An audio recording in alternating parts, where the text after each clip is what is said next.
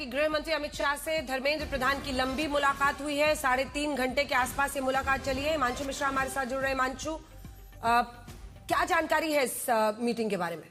देखिए, बिल्कुल अंजना, 3.5 घंटे तक जो है धर्मेंद्र प्रधान जो है वो गृह मंत्री अमित शाह के साथ उन संसद भवन में उनकी मुलाकात चलती रही। और उसी दौरान जो है जेपी नड्डा जो स्वास्थ्य मंत्री हैं वो भी लगातार जो है सीजेपी के जो प्रोटेस्टर हैं उनके साथ जो है बातचीत करते रहे।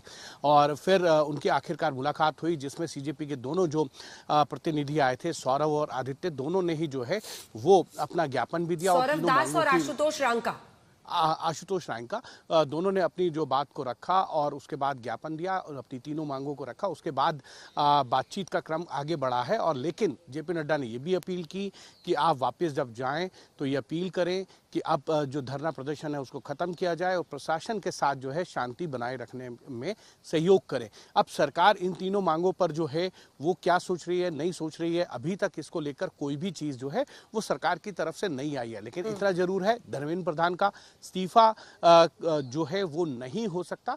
उसका सबसे बड़ा कारण ये है, जब से ये मांग चली है सीजेपी की, तब से अब तक कोई भी सरकार की तरफ से इस को लेकर बयान या कोई भी एक तरीके से इशारा भी जो है वो नहीं हुआ है। तो कहीं ना कहीं बाकी जो दो मांगे हैं उन पर सरकार क्या सोच रही है, नहीं सोच रही है, वो उसको बारे में भी जल्द से जल्द जो है सरकार की तरफ से साफ कर दिया जाएगा। चलिए ठीक है, आपसे और जानकारी लेंगे। धन्यवाद आपका इस जानकारी के लिए। करीब 3.5 घंटे ये मुलाकात चली है। राजीव भाई जी, आपके पास एक बार आ रही हूं, और आपकी पार्टी ने भी और डिंपल यादव जी तो वहां पर पहुंची भी थी। आज बड़ा सवाल ये है कि इस पूरी व्यवस्था को ठीक करना है। ऐसे में ऐसा जो उनका कहना है, सुधांशु जी का, भारतीय जनता पार्टी का, कि ऐसे नारे लगाए गए जो कि एक पैटर्न दिखाते हैं।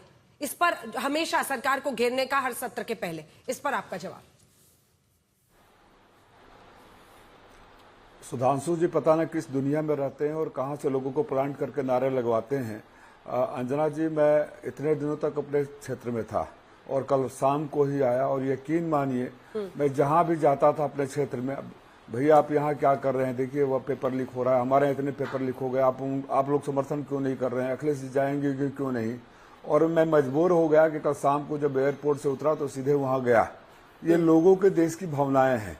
ये तो कोई भी अगर आंदोलन होता है, ये जो लोग विपक्ष में थे यही लोग हैं कि उस समय के सीएजी के विनोद राय जी को आगे करके उनसे रिपोर्ट बनवा के 2G 3G कोल स्कैम सब में रोज रोज इस्तीफा मांगते थे। और जब इन्हीं की सरकार आई तो कोई किसी में सब में सबके सब बरी हो गए।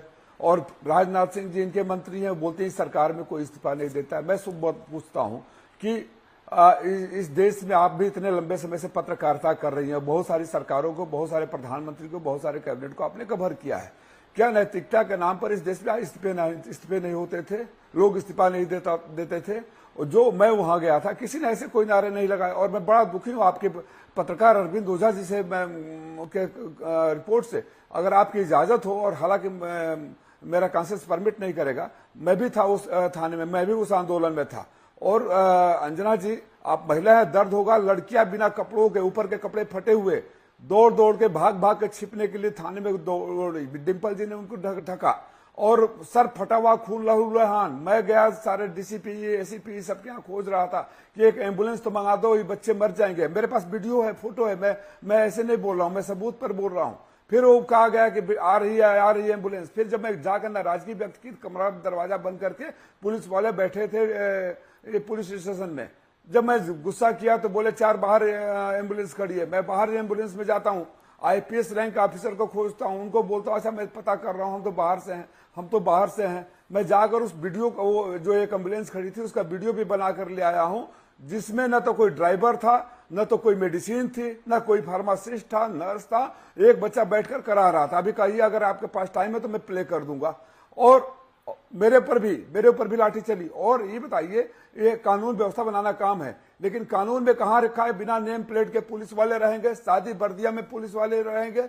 शादी वर्दियों में पुलिस वाले लाठी मार रहे थे, महिला एक लड़की को घसीट कर ला रहे थे, तब हम लोग चिल्लाए वहां। और ये अपने आंखों देखा। मैं किसी प्रोपेगेंडा में नहीं जा रहा हूं, मैं किसी पार्टी किसी उसका नहीं कर रहा हूं। और मांग क्या, मैं तो चूंकि उस कमेटी में भी हूँ, शिक्षा की कमेटी में, स्टैंडिंग कमेटी में हूँ, लेकिन जो गाइडलाइन है उसके मुताबिक जब तक रिपोर्ट पेश नहीं की जा सकती, मैं यहाँ नहीं बोल सकता जो कारनामे वहां हुए हैं, जो कारनामे वहां हुए हैं। और मैं चूंकि एजुकेशन से जुड़ा हूं तो मैं भी जानता हूं कि परीक्षा कैसी होती है। जो सुझाव देना था वहां सुझाव दे दिया, और अगर वो रिपोर्ट पेश हो गई होती तो पार्लियामेंट में आज इनको तार तार कर देता। आज मेरे पास जो सबूत है मेरे वो है, लेकिन चूंकि गाइडलाइन इसलिए नहीं बोल सकता। इतना नंगा नाच पुलिस प्रशासन का, और सारे लोग, डिम्पल जी ने बहुत सारे विजुअल्स आपके पास भी हैं, उन खाली इतना ही बोला, थोड़ी तो मानवता सीखो, ये बेटियां हैं, ये देश की बेटियां, कपड़े फाड़ रहे हो, और लड़की आई जो बचा रही थी, अपील कर रही थी कि यहां से कोई नहीं जाएगा, मैं बोल रही हूं, उसको लाठी मार दिया था इन लोगों ने। एक व्यक्ति जिसका लहूलुहान था, देखा नहीं जा रहा था, आके पुलिस वालों को पैर पकड़ रहा था कि आपके बच्चे फले फूले, आपके बच्चे आगे पढ़े। इतना हृदय विदारक दृश्य था। और ये बोलते हैं कि वो नारा दे दिए, किसान आंदोलन में खालिस्तानियों से जोड़ देंगे, कोई भी आंदोलन होगा उसमें विदेशी फंडिंग लगा देंगे, इन्हीं का सब प्लांट किया हुआ है, यही अपने लोगों को भेजते हैं, उन्हीं से नारे दिलवाते हैं। ये तो साबित भी हो चुका है ना, ये तो एक बार नहीं कई बार साबित हो चुका है। एक बार जवाब लेंगे सिंपल सी बात है, परीक्षा प्रणाली में सुधार। ये धर्मेंद्र प्रधान इस्तीफा क्यों नहीं दे सकते? इससे पहले भारतीय जनता पार्टी ने इस्तीफे नहीं मांगे हैं विपक्ष में रहते हुए, और सरकार के मंत्रियों ने इस्तीफे दिए हैं कि नहीं दिए हैं? अटल बिहारी वाजपेयी जी के मंत्रालय में, मंत्रिमंडल में इस्तीफे हुए हैं कि नहीं हुए? कौन सी ऐसी सरकार आ गई, अहंकारी सरकार आ गई जो सारे कुकर्म करेंगी और दोस्त दूसरों के बढ़ेगी और इस्तीफा नहीं देंगे? कौन सी ऐसी चिपकी हुए? क्या इसलिए कि एक का इस्तीफा मांग लोगे तो भेद खुल जाएगा, सारे पोल पट्टी बाहर आ जाएगी, बाहर आकर आ जाएगा? आप बेशर्मी की पराकाष्ठा पार किए सिद्धांशु जी। आपके घर में भी बेटे बेटियां होंगे, और जाएंगे घर में तो आवाज आपसे भी पूछेगा अगर बाहर हो। हमारे साथ 3 बच्चियां आई है पार्लियामेंट तक, हमने रिसेप्शन पे बैठाकर उनको गाड़ी से भिजवाया, जो ये कह रहे थे कि हमारे पिताजी बीजेपी के नेता हैं, हम बता कर नहीं आए। सुधांशु जी जवाब दे लें इसका। सुधांशु जी जवाब दीजिए, जवाब दीजिए सुधांशु जी, फिर मैं भारती जी आ रही हूँ। देखिए, मैंने तथ्य और डेट कोट करके बोले थे, और राजीव राय जी ने बगैर तथ्य डेट कोट किए हुए अपने मन से एक भावनात्मक चित्रण करने का प्रयास किया। अरे फैक्ट का जवाब दीजिए। मेरा लिंग मेरी आजादी का इस्तीफा से क्या मतलब है? बताइए। उमर खालिद के बारे में जो बोल रहा है वो हमारा प्लांट किया हुआ है। अरे मैं पूछ रहा हूं, कोई समर्थन नहीं करेगा। समझदार हैं कि इतनी बचकानी शैतानी हरकत कर रहे हैं? राजीव सुनिए मेरे भाई, जिसने कहा ये नाम रहेगा अल्लाह का, इसके बाद मैं आपको बोलने दूंगी। टीचर है वो घोषित वामपंथी है। राजीव राय जी कुछ भी आके यहां पर आपको बोलना शुरू कर देना। मैं आपसे पूछना चाहता हूं, आपने वो वीडियो देखा था ना, नाम रहेगा अल्लाह का, जो गा रही है? अरे घोषित वामपंथी है, आप कह रहे हमारे, वो तो आके कुछ भी बोलना शुरू कर देना। मुझे लगता है जो राजीव राय जी ने बोला ये बिल्कुल साफ दर्शाता है कि उद्देश्य तथ्यात्मक तर्क संगत विमर्श करना नहीं, किसी प्रकार येन केन प्रकारेण भड़काना है। अब मैं प्रमाण के साथ पुनः बोलता हूं। राजीव जी वो पूरा कर ले, मैं आपसे जवाब लूंगी, तब दिखा दीजिएगा। मैं तुरंत आ रही हूँ। हाँ, बोलिए 10,000 लोग आए राहुल गांधी जी। नहीं, मैंने फिर सुना दे रहा हूं भैया राजीव राय जी, ये जितने नारे लगे वो हमेशा से लगे हैं, और लेफ्टिस्ट लोग ढपली लगा के आजादी आजादी बोलते हैं, और आपको शर्म नहीं आ रही? आप कह रहे हैं वो हम लोगों के आदमी है। इतनी बचकानी हरकत मत करिए। अब मैं गुरदीप जी की बात का जवाब देता हूं। इन्होंने कहा 10,000 लोग आए थे राहुल गांधी के कार्यक्रम में, वो कांग्रेस के कार्यकर्ता नहीं थे, हम इतनी भीड़ नहीं ला सकते थे। ये देखिए, पहली बार स्वीकार किया किसी कांग्रेस के नेता ने कि उनके बस की 10,000 की भीड़ लाना नहीं है, वो राहुल गांधी जी के कार्यक्रम में कांग्रेस के बाहर के लोग। अब दूसरी बात कहना चाहता हूं, इस देश में पेपर लीक हुए हैं, मगर एक आंदोलन अंजना जी वो हुआ है जो उस सरकार के ही नेता ने किया है। राजस्थान में 19 पेपर लीक हुए थे, और सचिन पायलट जी ने अजमेर से जयपुर तक यात्रा निकाली थी पेपर लीक के खिलाफ, और कहा था चाहे मेरे पैरों के छाले भी फट जाएं, मगर मैं छात्रों के हितों के लिए संघर्ष करूंगा। बोलिए हां या ना?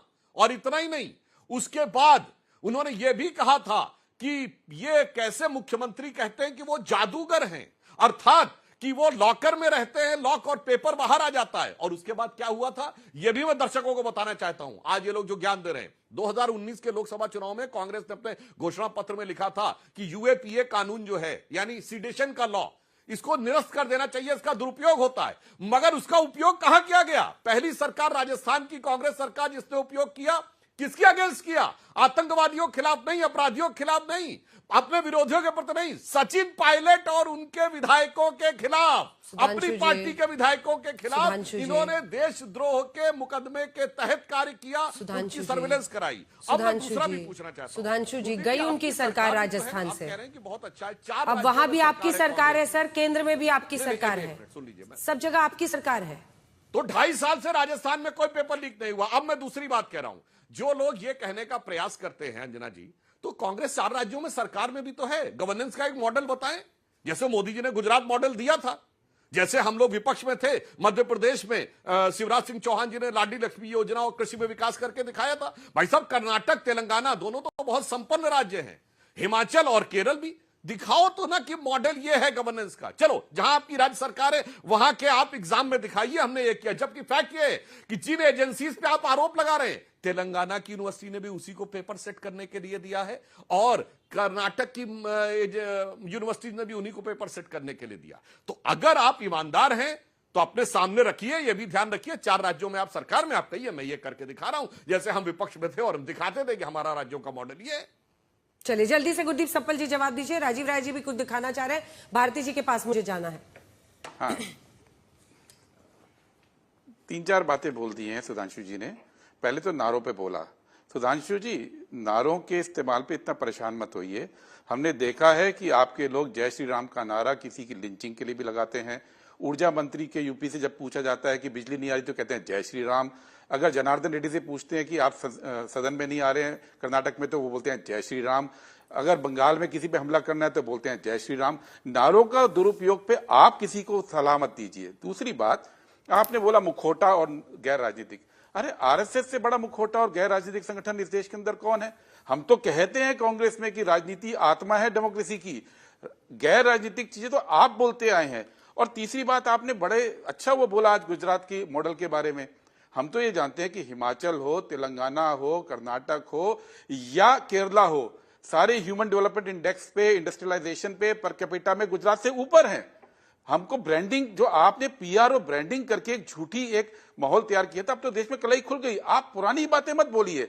आज की तारीख में बताइए, 154 पेपर लीक हुए हैं जो पकड़े गए 10 साल के अंदर। 154 जो नहीं पकड़े गए उनकी बात कीजिए। और ये बताइए कि जो एनटीए आपने बनाया 2018 में, उस एनटीए को आपने ऑडिट से मुक्त क्यों किया?